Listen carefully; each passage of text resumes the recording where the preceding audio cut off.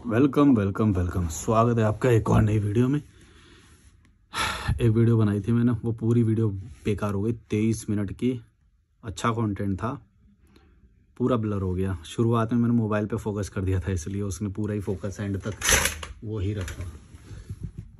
और एक इंडियन आ रखा है एक रूम में है, तेज म्यूज़िक बजा रहा है, उसको अभी बंद करवा के आया। दारू पी रहा है, सिगरेट पी रहा है, खाना मंगा रखा है ठीक ठाक, पर ड्रंक है और उसको तेज म्यूज़िक चला रहा है। तो उसका रूम बंद करके आया, उसको बोल के आया। अभी इंडियन लोगों को भाई बिल्कुल सिविक्स मैनर्स नहीं है। उनके उस एक चीज़ की वजह से लोग परेशान हो रहे हैं, इससे कोई लेना देना नहीं होता इन्हें।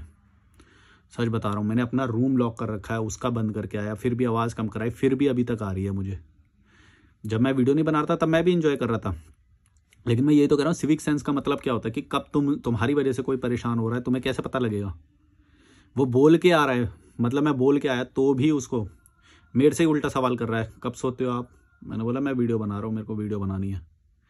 बताओ, ये इनका लेवल होता है। मतलब ये पैसे दे देते हैं किसी रूम के, तो ये समझते हैं हमारा हो गया। सिविक सेंस जाए भाड़ में। हमारा रोड है, हमारा रूम है, हमारा होटल है, हमारा है सब। इंडियन लोगों में बिल्कुल भी सिविक सेंस नहीं है। वैसे हालत देख के तो इसकी लग रहा है एंजॉय नहीं कर रहा, दुख दर्द में है ये, ऐसा लग रहा है मुझे। पर गाने तो इसने थोड़े फंकी चला रखे हैं। पर ऐसे लोग डिप्रेशन में जाते हैं भाई, मैं सच बता रहा हूँ। अकेला है रूम में, अकेले आया, एंजॉय कर रहा है, दारू पी रहा है, कभी यूं पड़ जा रहा है, कभी लेटा है, शाम से बजा रहा है। तब से तो मैं भी इंजॉय कर रहा था, गाने तो बढ़िया बजा रहा है। पर यार जब वीडियो बनानी है तो सिविक सेंस नहीं है। और ये जो होटल का जो ओनर है वो है नहीं है, तो जो है वो इतना वो स्ट्रांग है नहीं पर्सनैलिटी का। बॉय में और ओनर के प्रॉपर्टी पे होने में यही फ़र्क है। जब ओनर होता है ना प्रॉपर्टी पे, वो कंट्रोल कर सकता है, मना कर सकता है। जो बॉयज़ होते हैं वो भाई बोलने से ही डरते हैं। समझ रहे हो ना तुम। कमेंट्स पढ़ रहा हूँ यूट्यूब के, आप मुझे कॉल भी कर सकते हो, डिस्क्रिप्शन में ईमेल और इंस्टाग्राम है। सिविक सेंस आज का टॉपिक है, मतलब वो निकल गया जो भी था, इंसिडेंट की वजह से याद आ गया वो तो मुझे। पर तुम याद रखना, तुम्हारी वजह से कहीं पे नाम बेकार नहीं होना चाहिए। पता है क्या होता है, देखो अभी तो ये यहाँ पे बजा रहा है, मेरे सामने बजा रहा है, मेरे को तो इंडियन लोगों का पता ही है, ठीक है।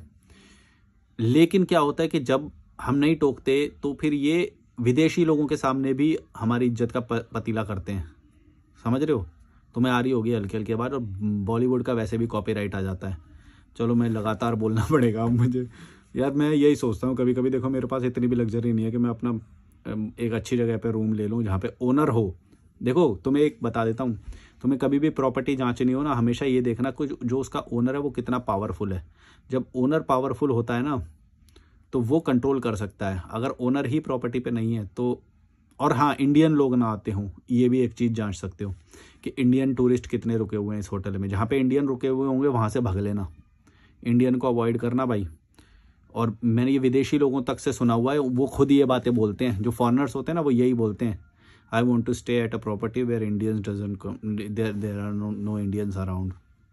ये बोलते हैं वो, मतलब अराउंड बोल रहे हैं वो, ये नहीं बोले कि उस प्रॉपर्टी में, बोले there where there are no Indians around. Like Auroville में एक वो है जहाँ पे इंडियन लोग नहीं होते, सिर्फ वही होते हैं। गोवा में ऐसी बहुत सारी वो हैं जहाँ पे सिर्फ फॉरेनर्स की कम्युनिटी होती है, इंडियन लोग नहीं होते। इंडियन लोग बस सर्विस के लिए होते हैं, जो मतलब उनकी सर्विंग के लिए हैं, उनके लिए हैं, गुलाम है जो।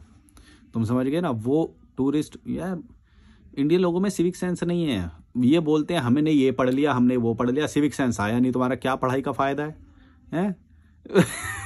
हर जगह जाते हैं, बेइज्जती करा के आते हैं। बताओ, अभी तुमने लाइव देख लिया ना, अभी आ रही होगी तुमको आवाज़ हल्की हल्की, पता नहीं मुझे आ रही है कि नहीं। नहीं आ रही तो अच्छा है मेरे लिए, मेरे को तो वीडियो ख़त्म करके ही पता चलेगा।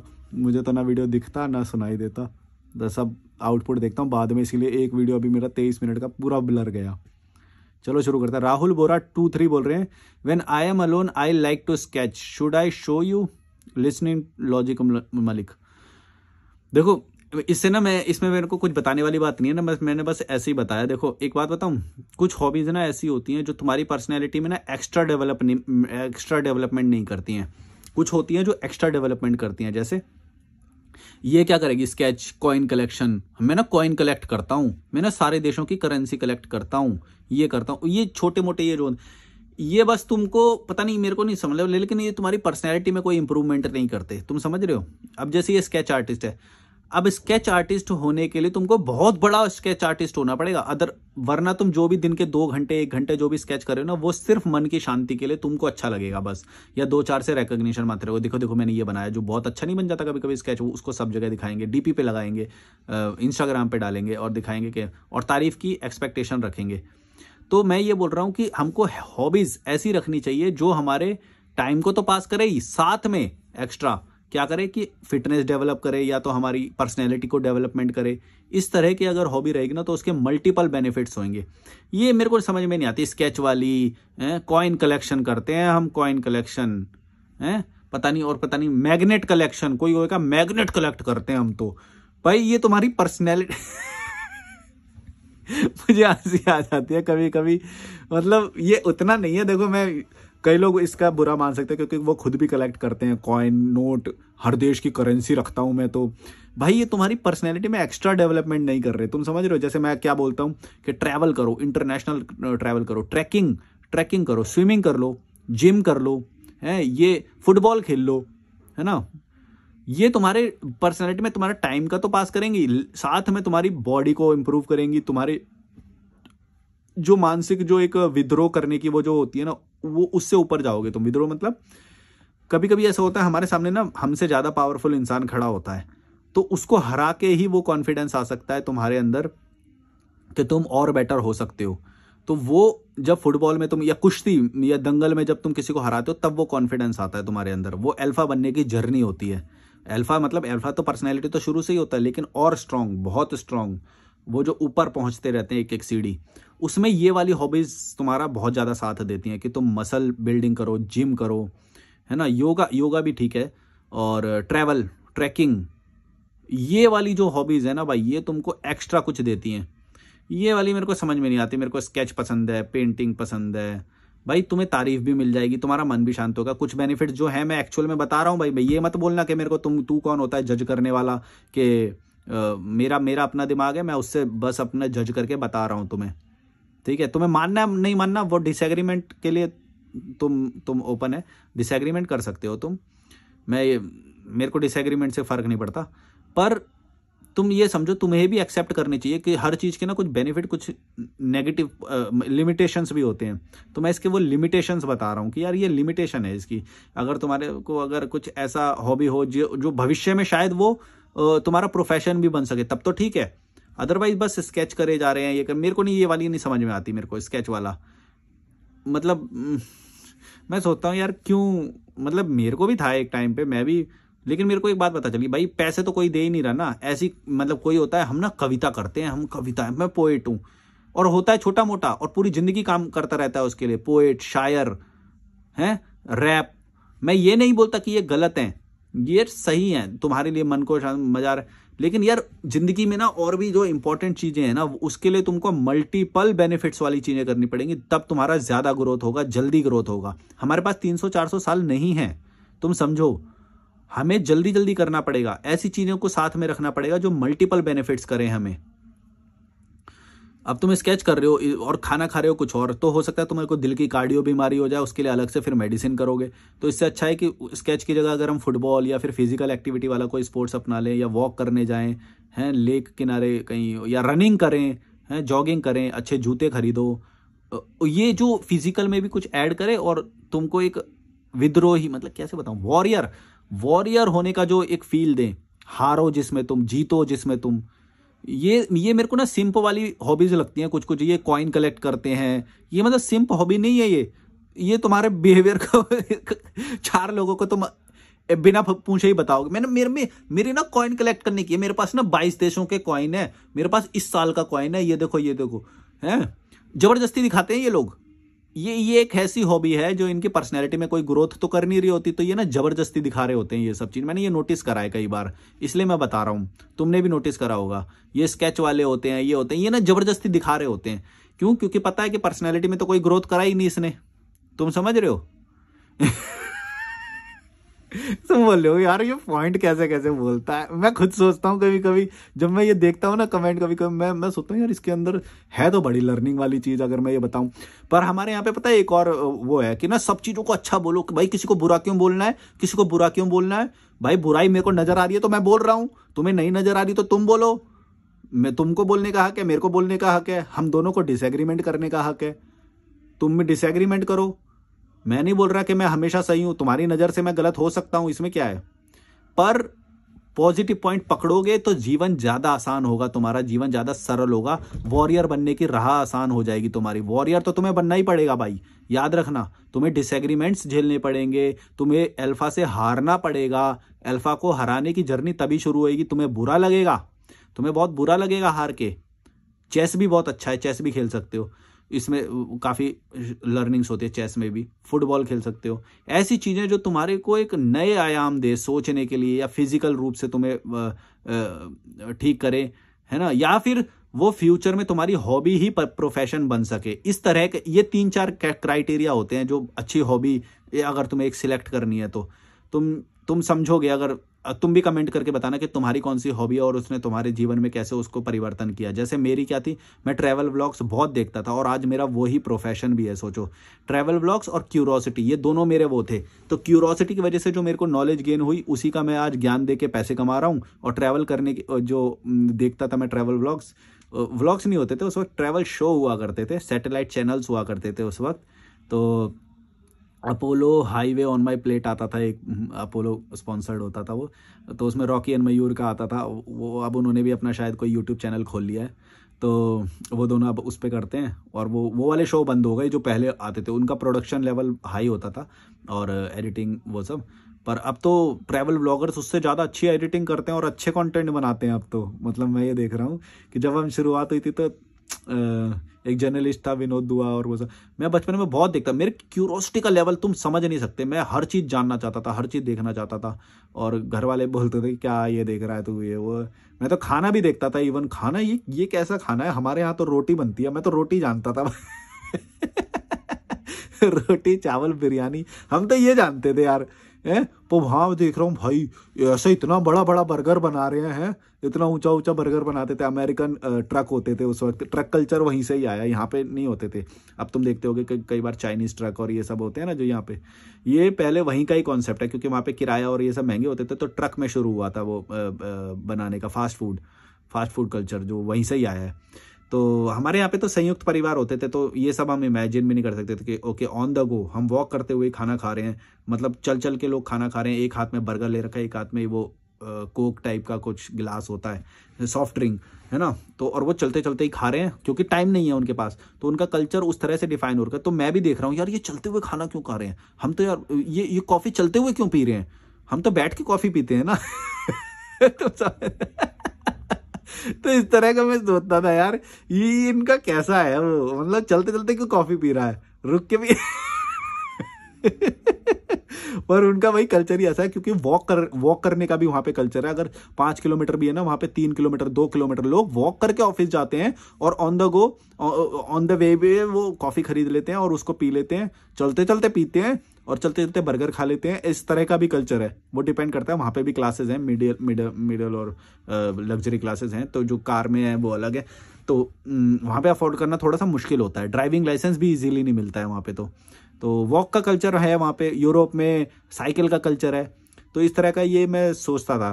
तो पता नहीं ये बात कहाँ से निकल गई यार। हाँ, जो ऐसी हॉबी पकड़ो जो फ्यूचर में जो कैपेसिटी रखती है कि वो तुम्हें प्रोफेशन, या फिर not even if not full time, वो तुम शायद पार्ट टाइम भी कर सको। तो इस तरह की भी तुम खोज सकते हो कोई हॉबी जिसको पार्ट टाइम करके, जैसे किसी की कुकिंग हॉबी होगी तो उसको क्लाउड किचन वो रख सकते हैं, है ना। तुम समझ रहे हो, अब तो ऑनलाइन डिलीवरी वाले इतने सारे वो आ गए हैं, तो क्लाउड किचन कर सकते हो।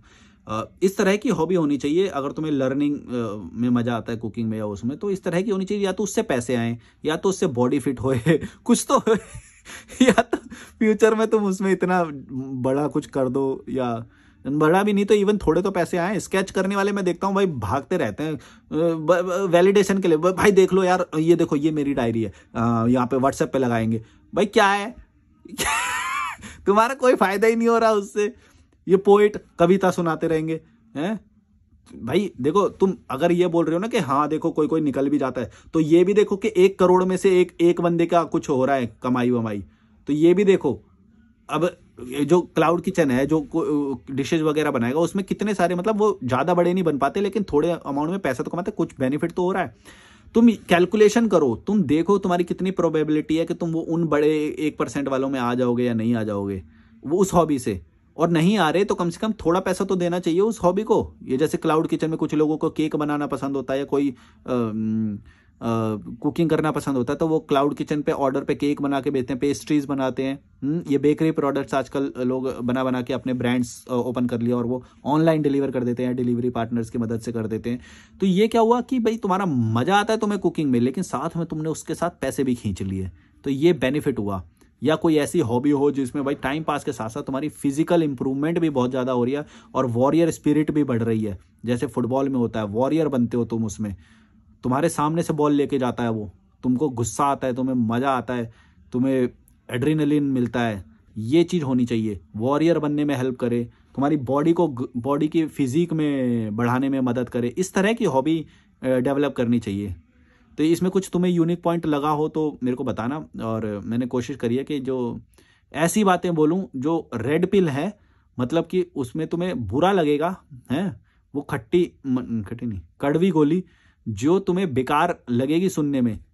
या अभी इस बंदे को तो बुरा ही लगेगा ना, ये मेरा व्यूअर है, अब इसको तो बुरा ही लगेगा ये सुन के, यार मैंने इतना टाइम इन्वेस्ट किया, मैं इसमें ये करता हूँ, ये हजम नहीं कर पाएगा इस बात को। लेकिन ये सच है, ये सच है। बहुत ही समझदार होगा तो ये शायद इस बात को समझ जाएगा कि भाई फ्यूचर में इससे तेरा कोई फायदा नहीं। हाँ, एक दो बेनिफिट है वो मैंने बता दिए तुम्हें, कि तुम्हें अच्छा लगता है, तुम्हें 4 लोगों की वैलिडेशन मिलती है तो तुम्हें डोपामिन मिलता है, वो चीज़ हो सकती है। लेकिन वो तुम्हारे लिए सही नहीं है, 4 लोगों की वैलिडेशन और ये सब वो सब, ये एक तरह का ट्रैप होता है। तारीफ, ये सब ट्रैप है। तारीफ मिल गई तुम्हें, तुम्हें मज़ा आ गया, छोटा सा थोड़े में फंस के रह जाओगे, लिमिटेड हो जाओगे। अगर तुम्हें ग्रोथ करनी है तो इस तरह की करो, जैसे बचपन में तुम्हें इस तरह की जरूर रखनी चाहिए एक आध हॉबी जो तुम्हारी फिजिकल इंप्रूवमेंट को बढ़ाए, क्योंकि उस वक्त बॉडी ग्रो हो रही होती है, हाइट बढ़ रही होती है, मसल्स बन रहे होते हैं उस वक्त। तो उस वक्त जो है ना फिजिकल से रिलेटेड हॉबी होनी चाहिए। फिर जब तुम बूढ़े हो जाओ या कुछ हो जाओ तब ये ऐसी हॉबीज रख सकते हो तुम, जब बहुत लास्ट में चले जाओ, कविता वविता उनके लिए ठीक है कविताएं। भाई इस वक्त तुम्हारी ऐसी हॉबी होनी चाहिए जो तुम्हें वॉरियर बनने में मदद करे, जो तुम्हें स्ट्रांग बनने में मदद करे, फिजिकल इंप्रूवमेंट होए तुम्हारा कुछ। तुम समझ गए मैं क्या बोल रहा हूँ? और भी 1-2 पॉइंट अगर मैं जो छोड़ रहा हूँ तो तुम मेरे को बताना कि तुमने कौन सी हॉबी अपनाई जिससे तुम्हें, किसी को टेक्निकल में बहुत इंटरेस्ट होता है वो कोई टेक्निकल फील्ड में डिग्री करके फिर वो उसमें जॉब या अपना कुछ काम कर सकते हैं। तुम समझ रहे हो? इस तरह के इंटरेस्ट होने चाहिए यार। तुम क्यों नहीं समझ रहे हो? ये हॉबी, कोई भी जो अच्छी चीज़ होती है सिर्फ अच्छी आइसोलेशन में नहीं होती है। अच्छी हमेशा, अच्छा या बुरा कंपैरेटिवली होता है हमेशा। तो जैसे ही तुम इस स्केच वाली को किसी और से कंपेयर करोगे तो इसके माइनस पॉइंट बहुत सारे आ जाएंगे, लिमिटेशंस बहुत सारे आ जाएंगे। जिसको कुश्ती का शौक है या जिम या बॉडी बिल्डिंग का शौक है, उसके सामने ये हार जाएगी। पता है क्यों? क्योंकि जिम करने वाले का खुद का टाइम पास भी हो रहा है, उसे मजा भी आ रहा है और साथ में उसे लड़कियां भी मिल रही हैं, उसकी फिजिक अच्छी है तो लोग अट्रैक्ट भी हो रहे हैं, उसको स्ट्रांग भी समझ रहे हैं, वो अल्फा पर्सनैलिटी भी फील कर रहा है। कितने सारे बेनिफिट हैं, समझ रहे हो तुम? और इसका क्या बेनिफिट है? सिंप हॉबी यार नए नए शब्द बना देता हूँ सिंप हॉबी, ये क्या शब्द है पर बन गया, समझ में गए होगे तुम। ऐसे गोदी मीडिया बना दिया था रवीश कुमार ने एक शब्द, वो पॉपुलर हो गया। ये सिंप हॉबी है। अब देखना सिंप हॉबी पे वीडियो बनने लग जाएगी मैं तो कमेंट पढ़ा, मेरे को एक आइडिया आया, मतलब मैंने पढ़ा तो मुझे लगा यार ये क्या है, स्केच। मैंने अपने मतलब फ्रेंड सर्कल में भी ऐसे लोग देखे ना, तो मेरे को समझ में नहीं आता ये भाई ये चीजें तुम्हारा बस समय नष्ट कर रही हैं। इसके बेनिफिट मुझे मत गिनाना, क्योंकि बेनिफिट मुझे पता है ऑलरेडी। तुम बेनिफिट मत बताओ, हम यहाँ पे लिमिटेशंस की बात कर रहे हैं। जब कंपेयर करते हैं ना तो भाई तुम्हारी बॉडी लुल्ल रह जाती है, न्यूट्रिशन तुम्हारा लुल्ल रह जाता है, कॉन्फिडेंस नहीं आता उस वजह से। जिसको बॉडी होगी, जिसको स्टेमिना होगा, उसको सोचो कॉन्फिडेंस कितना होता है। कभी उसको चलना पड़ जाए 1-2 किलोमीटर तो वो रोता नहीं है तुम्हारी तरह, कभी वजन उठाना पड़ जाए कंधे पे, रोता नहीं है, ट्रैकिंग करने जा सकता है वो आसानी से। हाँ, वो लोगों से सोशलाइज हो सकता है अपनी हॉबी की वजह से, क्योंकि स्केच और ये सब आइसोलेशन में किया जाता है, मतलब अकेले बैठ के। लेकिन कुछ ऐसी हॉबी होती है जिसमें तुम्हारा सोशलाइज होने का ज़्यादा मौका मिलता है, चेस में या फिर फुटबॉल में, या ऐसी चीज़ें जिसमें तुम्हें अदर पर्सन से उसके दिमाग को जानने का मौका मिलता है, उसके लाइफस्टाइल, उसके बोलने का तरीका, ये सब। तो तुम्हारा सोशलाइजेशन जो है वो बढ़ता है, सोशल स्किल्स बढ़ते हैं तुम्हारे, ये भी एक बेनिफिट है। तुम समझ रहे हो, देख रहे हो मैंने एक ही चीज़ से कितनी सारी, एक वीडियो बन गया पूरा ये तो ये तो यार, मैं तो कमेंट पढ़ के जवाब देने वाला था, पर पूरा वीडियो इसी पे बन गया। मेरे ख्याल से अच्छा ही हो गया, काफ़ी सारे पॉइंट जुड़ गए इसके अंदर वैसे, और मुझे भी अच्छा लगा कि मैं इसमें कुछ ऐड कर पाया, समझा पाया। तो मेरी चीज़ों को ना मैं जो क्रिटिसिज्म करूँ ये तुम्हारे ऊपर भी कभी ना कभी आएगा, तो इसको ना समझना, इसको डिफेंड मत करना। ये इस पे आ गया आज, इसको शायद बुरा लगने लग जाऊँ अब मैं, पता नहीं, पर समझना अगर तुम्हें ओवरऑल इम्प्रूवमेंट चाहिए और तेज़ी से चाहिए तो एनालाइज करो सारी चीज़ें। मैं एक कॉस्ट अकाउंटेंट रहा हूँ, मैं हर चीज़ का वो नाप सकता हूँ, इसके कितने एस्पेक्ट में फ़ायदे हैं। ब्यूरोक्रेसी की जो पढ़ाई कर रहे थे उसमें आंसर जब देना होता ना, उसका हर एंगल से आंसर देना होता था। जैसे कोई भी एक योजना बोल देंगे, तुम्हें बोलेंगे कि इसको ना हर एक सेक्टर में अप्लाई करके इसका जवाब बनाओ।